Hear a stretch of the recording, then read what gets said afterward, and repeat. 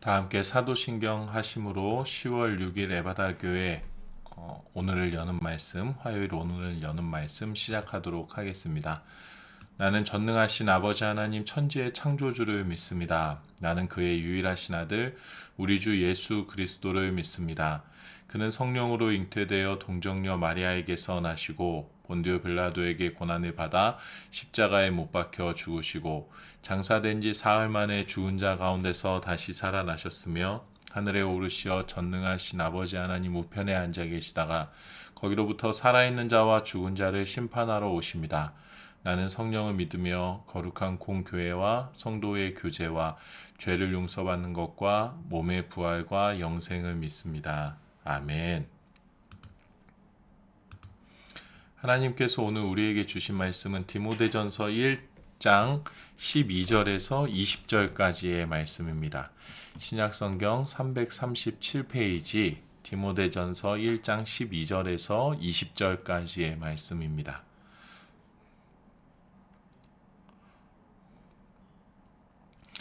다 찾으셨으면 한 목소리로 함께 읽겠습니다. 나를 능하게 하신 그리스도 예수 우리 주께 내가 감사함은 나를 충성되이 여겨 내게 직분을 맡기심이니 내가 전에는 비방자요 박해자요 폭행자였으나 도리어 국류를 입은 것은 내가 믿지 아니할 때에 알지 못하고 행하였음이라. 우리 주의 은혜가 그리스도 예수 안에 있는 믿음과 사랑과 함께 넘치도록 풍성하였도다. 미쁘다 모든 사람이 받을 만한 이 말이여 그리스도 예수께서 죄인을 구원하시려고 세상에 임하셨다 하였도다. 죄인 중에 내가 괴순이라. 그러나 내가 긍휼을 입은 까닭은 예수 그리스도께서 내게 먼저 일체 오래 참으심을 보이사 후에 주를 믿어 영생 얻는 자들에게 본이 되게 하려 하심이라. 영원하신 왕 곡 섰지 아니하고 보이지 아니하고 홀로 하나이신 하나님께 존귀와 영광이 영원무궁하도록 있을지어다. 아멘. 아들 디모데야, 내가 내게 이 교훈으로서 명하노니 전에 너를 지도한 예언을 따라 그것으로 선한 싸움을 싸우며 믿음과 착한 양심을 가지라. 어떤 이들은 이 양심을 버렸고 그 믿음에 관하여는 파선하였느니라. 그 가운데 후메네오와 알렉산더가 있으니 내가 사탄에게 내준 것은 그들로 훈계를 받아 신성을 모독하지 못하게 하려 함이라. 아멘. 명분이라는 단어 모두가 잘 아실 거라고 생각합니다. 명분이라는 단어의 사전적 의미는 이를 꾀할 때 내세우는 구실이나 이유 따위를 뜻합니다. 대의를 꿈꾸는 사람들은 명분을 참 중요하게 여깁니다. 왜냐하면 명분이 있어야 사람들의 지지를 얻을 수 있기 때문입니다. 명분이 있어야 내가 바라보고 있는 대의와 같은 뜻과 마음을 품은 사람들이 모이기 때문에 명분은 참 중요하게 다루어집니다. 명분이 없으면 한낱 개인의 욕망, 한낱 개인의 욕구로밖에 보이지 않기 때문에 명분을 챙기는 그것은 참 중요한 일입니다. 바울은 이방인의 사도로 불리는 사람이었습니다. 바울의 전도 여행을 통해서 소아시아에 예수 그리스도의 복음이 전파되고 로마에까지 복음이 심겨질 수가 있었습니다. 우리가 지금 예수 그리스도 십자가 복음을 믿고 하나님 은혜 가운데 살아갈 수 있는 것은 바울의 전도 여행이 그 시작점이라고 이야기해도 과언이 아닙니다.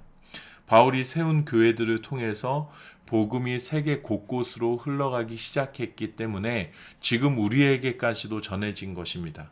물론 그 가운데 모든 역사를 주관하신 분은 우리 하나님이신 것은 분명합니다.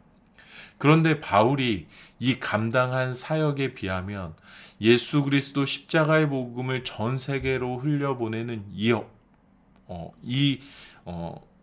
강력한 복음 전파 사역, 그가 감당한 사역에 비하면 바울은 내세울 명분이 없는 사람이었습니다.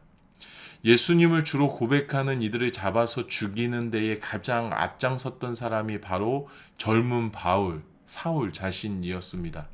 전통 있는 유대 가문에서 최고의 교육을 받은 바울은 뼛속 깊이 유대인으로서의 선민 사상이 깊이 배어 있는 사람이었습니다. 십자가에 달려 죽은 예수는 유대인을 선동한 사람으로밖에 보이지 않았습니다. 전통과 율법을 무너뜨리려고 하는 반동분자로밖에 보이지 않았습니다. 게다가 죽음에서 다시금 살아났다라고 유언비어를 퍼뜨리며 세를 확장해가는 그를 따르던 추종자들이 바울의 눈에는 곱게 보이지 않았습니다. 때문에 바울은 누구보다도 앞장서서 유대인의 전통을 지키기 위해, 유대인의 선민 사상을 더 확고히 다지기 위해, 또 누구보다도 더 경건한 하나님께로부터 의롭다 칭함을 받는 사람이 되기 위해 자신이 생각하기에 이단이라고 판단되어지는 예수님을 믿는 사람들을 핍박하고 박해하기 시작했습니다. 그런데 우리가 잘 아는 것처럼 다메섹 도상에서 그는 예수님을 만나게 됩니다. 그리고 예수님, 복음을 핍박하던 사람에서 이제는 복음을 전하는 사람으로 변모하게 됩니다. 바울의 사역은 하나님께서 이루어 가시는 것이었기 때문에 그 영향력이 막강했습니다. 말로 설명하지 못할 지식으로는 이해할 수 없는 기적들이 일어났고, 예수 그리스도의 복음이 세상의 학문보다도 뒤처지지 않는, 오히려 세상의 모든 학문 철학을 깨뜨리고 그 어떤 지식보다도 월등히 위대한 탄탄한 말씀의 교리로서 사람들에게 가르쳐지는 데에 일조를 바울이 하게 됩니다. 그런데 사람들의 눈에 보이기에 바울은 복음을 전할 마땅한 명분이 없어 보였습니다. 심지어 예수 그리스도 복음을 믿는 이들조차도 그가 회심하고 예수를 믿는 사람이 맞는가에 대한 질문들이 늘 꼬리표처럼 바울을 따라다녔습니다. 유대인들에게도, 그리고 유대 기독교인들에게도 바울은 그다지 환영받지 못하는 존재였습니다. 하지만 그를 통해서 복음이 확장되어질 수 있었던 것은 명분이 없었음에도 불구하고 그가 가는 곳곳마다 놀라운 사람들이 하나님께로 나와 예수 그리스도의 복음 앞에 엎드릴 수밖에 없었던 것은 하나님께서 바울을 통하여서 복음을 확장시켜 가시고자 하는 놀라운 계획을 품고 계셨기 때문에 가능한 것이었습니다. 하나님께 감사할 수 있는 이 고백을 가지고 있었던 바울을 하나님께서 사용하셨기 때문이었습니다. 사람들에게 내세울 명분도 없고 다른 사도들과는 다르게 예수님 가까이에서 예수님과 먹고 마시며 가르침을 따랐던 전통성도 바울 자신에게는 없었지만 나 같은 사람도 변화시킬 수 있는 것이 복음이라는 것을 바울은 누구보다도 명확하게 알고 있었습니다. 내가 비록 예수 그리스도를 알지 못하고 예수 그리스도를 비방하는 자로 또 박해하는 자로 폭행하는 자로 살았으나 내가 예수 그리스도를 만나게 되고 예수 그리스도를 알게 되었을 때에 그 안에 있는 믿음과 사랑이 내 안에 넘쳐나서 나로 하여금 하나님 나라의 일꾼으로 살아가게 하셨다라는 감사의 고백이 그에게는 있었습니다. 비록 내가 죄인 중에 괴수이지만 예수 그리스도께서 이 땅에 임하신 것은 나 같은 죄인도 살리시고 구원하시는 하나님의 놀라운 사랑을 알게 하시기 위함이라는 것을 바울은 분명히 깨닫고 믿고 있었습니다. 때문에 바울은 이렇게 고백합니다. 16절의 말씀입니다. 그러나 내가 긍휼을 입은 까닭은 예수 그리스도께서 내게 먼저 일체 오래 참으심을 보이사 후에 주를 믿어 영생 얻는 자들에게 본이 되게 하려 하심이라. 아멘. 바울은 사람들의 눈에 보이기 위한 것, 사람들이 따르는 것, 사람들에게 지지를 얻기 위한 명분을 얻는 것 같은 헛된 것에 그의 마음을 쏟지 않았습니다. 하나님께서 죄인 중에 괴수인 나를 복음 가운데 품으신 그 이유와 목적을 분명히 알았습니다.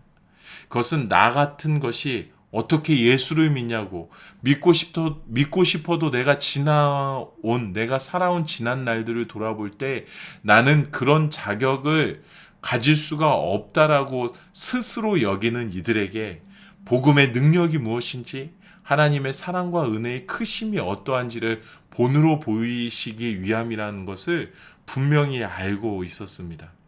그리고 바울은 디모데에게도 하나님의 은혜에 감사하며 그 길을 걸어가야 함을 가르치고 있습니다. 18절과 19절의 말씀입니다. 아들 디모데야, 내가 내게 이 교훈으로서 명하노니 전에 너를 지도한 예언을 따라 그것으로 선한 싸움을 싸우며 믿음과 착한 양심을 가지라. 어떤 이들은 이 양심을 버렸고 그 믿음에 관하여서는 파선하였느니라. 복음 안에서 하나님의 자녀가 되었다라는 하나님의 말씀, 약속의 성취에 관한 믿음과 죄인 중에 괴수와 같은 나에게도 동일하게 내려주시는 하나님의 사랑과 은혜에 감사함으로 드러나는 착한 양심으로 선한 싸움을 계속해서 이루어 갈 것을 가르치고 있습니다. 사람의 뜻을 이루기 위해 더 높은 곳에 다다르기 위해 명분을 내세우며 목표를 향해 가는 것이 아니라 하나님을 향한 믿음과 감사함으로 나의 삶을 받아들이는 것이 바로 선한 싸움을 승리로 이루어 갈 수 있는 능력이라는 것을 바울이 고백하고 있는 겁니다. 우리의 삶의 목표가 어디로 향하고 있는지에 대해서 우리가 다시 한번 생각해 보면 좋겠습니다. 나 스스로를 합리화하며 어떻게 해서든지 세상에서 살아남는 것, 남들보다 높은 곳에 이르기 위해 애쓰는 것이 결코 하나님께서 우리에게 원하는 삶이 아니라는 것을 우리가 말씀을 통해서 발견하게 되기를 원합니다.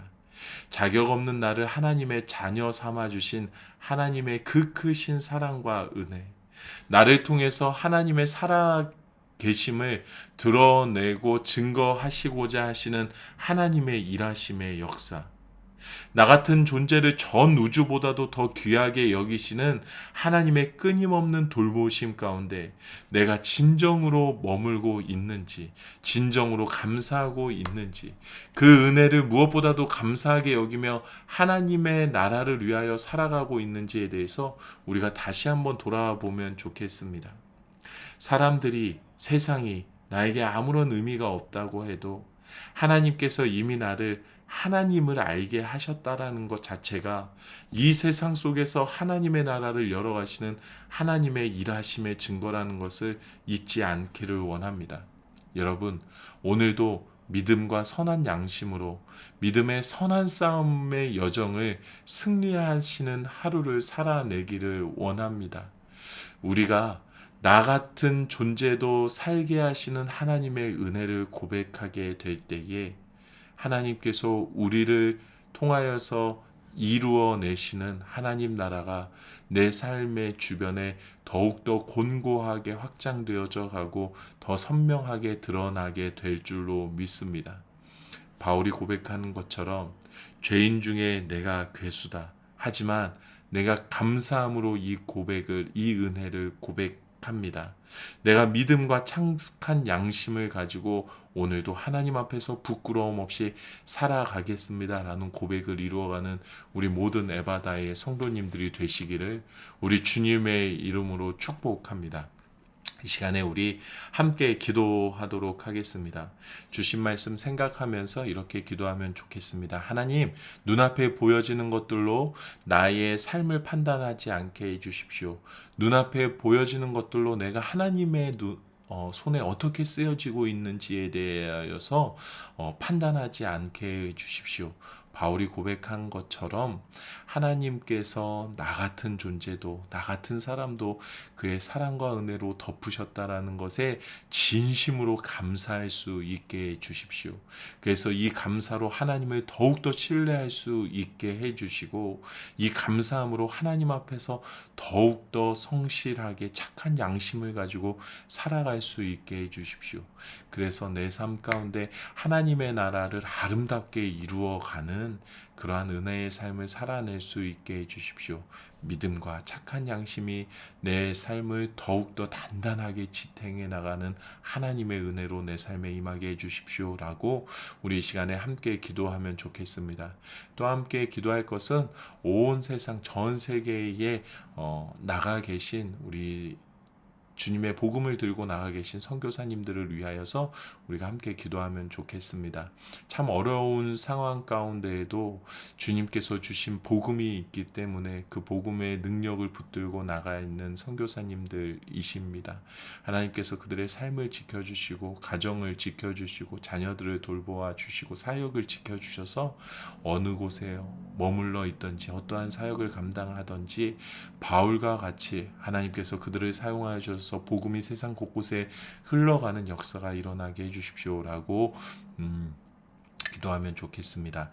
특별히 우리 교회에서 후원하고 있는, 함께 선교하고 있는 김준영 선교사님, 태국의 김준영 선교사님과 그리고 아이국의 이민도 선교사님을 위하여서 우리가 함께 기도하면 좋겠습니다.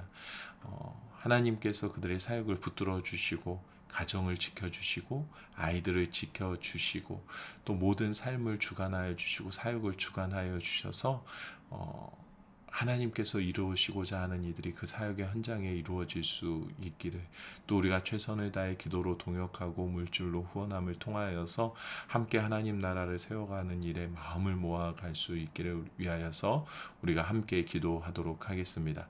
각자의 자리에서 기도하시고 주기도문으로 이 시간을 마무리하도록 하겠습니다. 함께 기도하시겠습니다.